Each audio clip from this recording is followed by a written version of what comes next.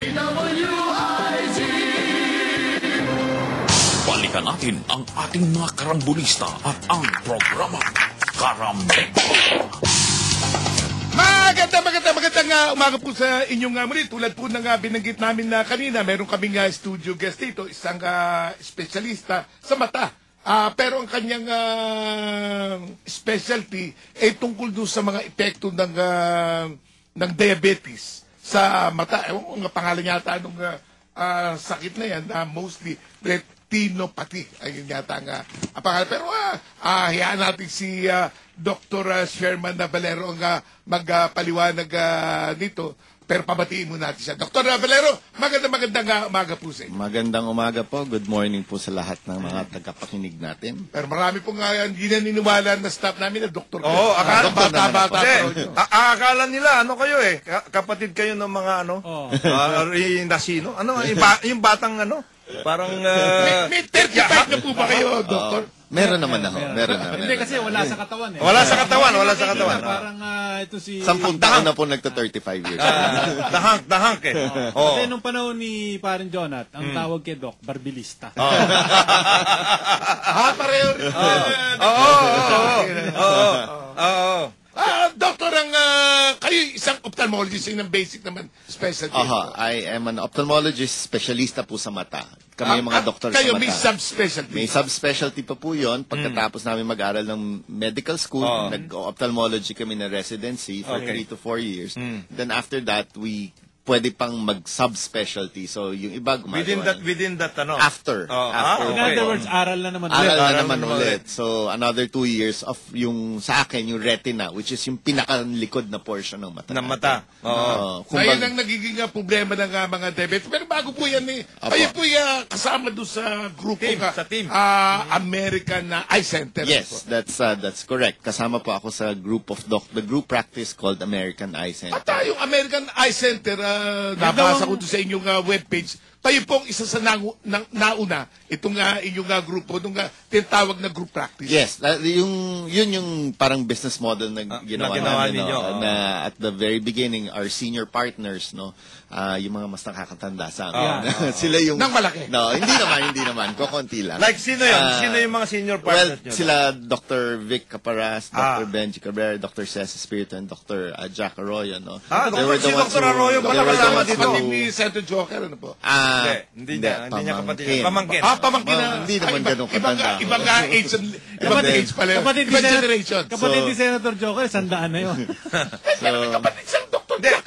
Hindi. Yung Jack Arroyo, naging SSS commissioner yan for a long time. Hindi doktor yun. Hindi doktor to. Yung Dr. So they were, Jack Arroyo, that started in the, siguro mga 25 years Sila ago. yung nauna ng group practice. Yes, Basta sila po problema yung- mo sa mata. Yes, it's a Meron na multi-specialty. espesyalista na titingin sa'yo. Multi-specialty. Multi-specialty eye, ano po yun, practice, no?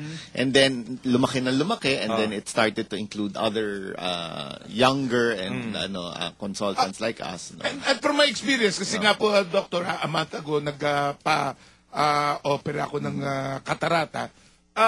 Doon sa umpisa pa lamang, yung titingnan ko nung status mo. Iba-ibang mga specialist yung tumingin sa akin. At Iba-iba ang laking po. Bagay, ang tumingin sa akin, nakapareho yung specialty, si Dr. Dr. Arroyo. Kasi pumunta ako sa ibang ophthalmologist, natatakot ako na baka mabulag ako. Hindi nila makita kasi nga meron akong katarata. Hindi nila makita yung loob.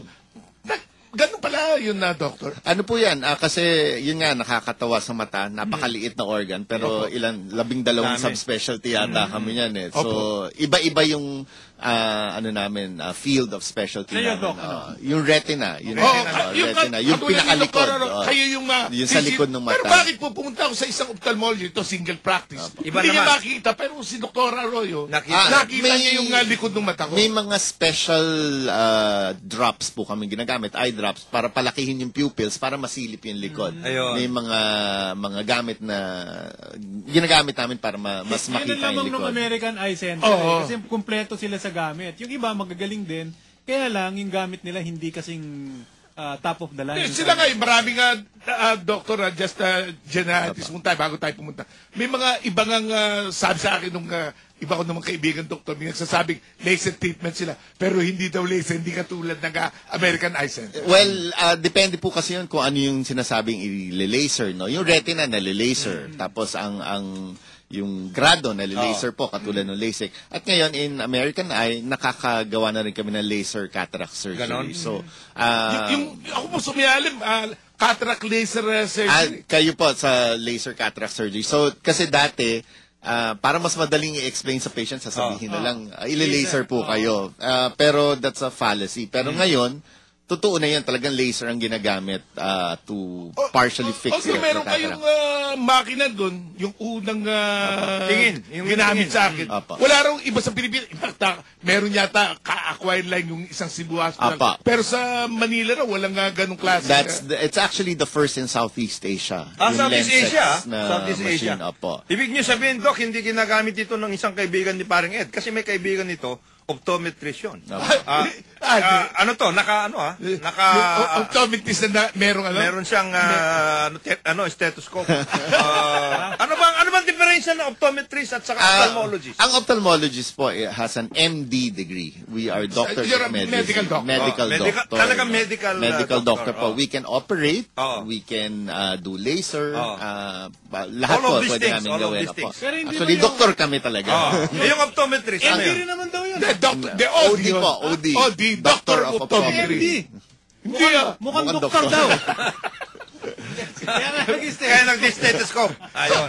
Doctor, bakit American Eye Center? May mga partner ba kayong... Well, it started out kasi when American Eye started, it started as yun nga, yung unang group practice ng laser specialty sa mata, no, in the Philippines.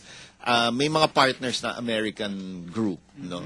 So, yun yung pinangalan doon. And eventually, the partners bought them out na. And then, it's an all-Filipino. And you retain the name. Retain the name. Kasi may goodwill na yung pangalan kilala na na yun. Dok, So. palaging sinasabi yung laser. Alam mo, common understanding ng ordinaryong Pilipino. Ang laser yung hindi mo gagamitan ng kamay, makina ang gagamitan. Totoo ba yun? Well, for the most part, oo. Okay. For the most part. Pero syempre, ginagamitan mo pa rin ng kamay to Ginagawa pa rin control ng the control. laser. Yes. It's always under the doctor's But unlike control. before na talagang Mano-mano. Mano-mano. Ngayon, binubuksan pa rin. Halimbawa, for cataract surgery, I think the one you had na laser cataract surgery, instead of blade ang gagamitin namin panghiwa ng mata, laser na yung ginagamit na pang At sabi open. nung opera ko, narinig ko, merong Amerikanong nag-o-observe eh. Sabi nung Amerikano, mukhang amazed na amazed. Palagi, Di nila doctor, nagagawa. supplier, sabi, it's just a nick. Yeah. Di ba, ang liit daw nung, Maliit lang po yun. kasi doon ipapasok yung lens. Pero sabi niya, it's just a nick. Ibig sabihin, liit Maliit lang po. Kaya rin sugat. recently, the past few decades or cataract surgery has been parang mas safe na siya kasi mas maliit na yung incision. Hindi katulad nung dati na malaki, tinatahi, no? So yung mga panahon ng magulang natin, ganun po yung operasyon At ang nila. panahon na yun, ang salamin na 2 inches yata ang Dahil po hindi malagyan ng implant. Oo. At the beginning, dahil hindi pa nakaka-imbento ng implant para ilagay sa mata, nilalagyan ng kamakapal na salamin. Nasa labas yung Doc, pang Ako, bumibili, alam mo to, mga throw-away to eh. Na mga sa... Bumibili ka sa nila? Hindi, Sa mga Bombay, parang Pang ano to, yung reading. Pwede ba itong mga ganito o dapat itapon ko na talaga ito? Depende po yan sa grado nyo kasi there's a natural process. Ako halimbawa, 225, ganyan. Kailangan mag-announce na ako? May grado po ba kayo pang malayo? Wala. Kaya nyo magmaneho, Kaya ko manood magmaneho. ng sine. Kasi as we Ito, get reading older, lang ito eh. reading lang po. Oo. Basta pagtapak natin ng 40 years old, yung lens natin nga nagsisimula na maging matigas. Kaya nga nagiging cataract siya eventually. So hindi na siya makafocus. yung cataract hindi sakit yun, yung lens na tumitigas to. Lahat po tayo magkakaroon ng katarata. Eventually. Lahat po tayo. As you grow older. As you grow, parang puting buhok yan. Parang gray hair yan. Yung iba mas maaga, yung iba mas late. Eh, no? paano ito, Doc? Ngayon po, itatapon ko na ba ito? Hindi o po. di Ang na? ano May naman- bayad dyan, ha? alam mo, Doc, kasi bigyan ka lang kitang background. Dito si Congressman Jonat. Sanay kasi ito magbigay ng mga ganyan. Mga salamin po. Constituents niya. Ngayon, ang salamin naman kasi, ang reading po, lahat ng tao with normal grade after 40 years old will need reading glasses. Pataas ng pataas po yan habang tumatanda tayo. Okay. Kasi mas nahihirapan mag-focus yung mata natin para magbasa ng malapit. So, ang ginagawa namin, actually, kahit naman optometrist, kahit ophthalmologist, para magsukat ng reading glasses, pinapasubok namin sa inyo. Ito, Kung okay sa inyo, pwedeng gamitin. So, ito okay ito, Okay po po. para dun sa mga gustong magtanong, mag-text lang po kayo doon sa 0908-136-6060, ha. Doc, meron nung tanong dito si Ed ng Camarin. Katulad niyan, di ako makabasa, ubarin ko pa sa lamin ko. Baliktad naman dito, nearsighted kasi. Oo. Hello po, Doc Karambola. Ask ko uli kung paano nakaka-apekto ang diabetes sa nerve sa mata at mga nerve sa paa. Yan ang ating pag-uusapan. Yan na yung pag-uusapan natin. Doc, ang diabetes, basically, ang definition, ako, diabetic ako, mataas ang sugar mo sa dugo mo at hindi napaprocess yung sugar. Tama po ba? Kung yun ang aking impression sa diabetes, mataas ang sugar mo sa dugo? Totoo po yan. Ang diabetes is caused by, ang nangyayari sa diabetes, nagkakaroon tayo ng excess sugar sa katawan. Bakit? Una, dahil for yung mga nag-i-inject ng insulin, wala talaga silang pinoproduce ng insulin sa katawan. O yung insulin, sabi ng Yun ang doktor insulin ko, dependent. insulin ako, hindi ko nagagamit. Oo. The other form naman po, yung type 2 is, may insulin ka, pero yung mga cells mo nagagamit ng insulin, hindi siya nagagamit. Bakit? Bakit, Doc? The receptors, mataas. mataas ang sugar niya. Oo, lampas na sa ano. Mataas palagi ito, Doc, ito para sabihin. Ito palagi mataas ang ginagawa nito, mataas. Doc, ang problema niya, akala niya yung exercise na ginagawa niya. Pwede na. Hindi pwede yun. Sabi na yung kulang yan. Kulang yan. Lalo na pag Dadagdagan ko pa. lalo na pag nasa Kaya iba naman, wag yung exercise na kinusa. lalo na pag nasa ano. Ito ni Dula yan, Doc. Ewan, ine-educate namin. Ayaw niya maniwala. Ito nga kayo, Doc, andito. Kasagutin natin Sinasabi ito. namin sa kanya, huwag ka masyado sa mga malalamig na mga huwag gano'n, mga gano'n, mahihirapan ka. So, yun, pag tumataas masyado ang sugar at hindi na-utilize sa katawan, yun, nagkakaroon ng excess sugar. At naapektuhan nun yung mga maliliit na blood vessels sa katawan. So, nagkakaroon ng defect yung mga blood vessels na yun. At ang tinatamaan nun, palagi, mata, bato, yung mga ugat sa paa. Kaya yun yung palaging tinatamaan So yung natin. tatlong yun, kaya pala meron yung mga diabetic doctor na napuputulan ng paa. Napuputulan ng paa, nadadialysis, nabubulag. Yun yung tatlong pinaka-common na long-term complications. Ano yung akin, Doc? Ang solusyon lang, more exercise, ganun ba? Well, try to control the sugar, more exercise. More daw. exercise, Doc. And then diet. Ayan, narinig ko si Doc, ha? Hindi pwedeng hindi mo pipigilan ng pagkain mo. Dapat i-exercise mo.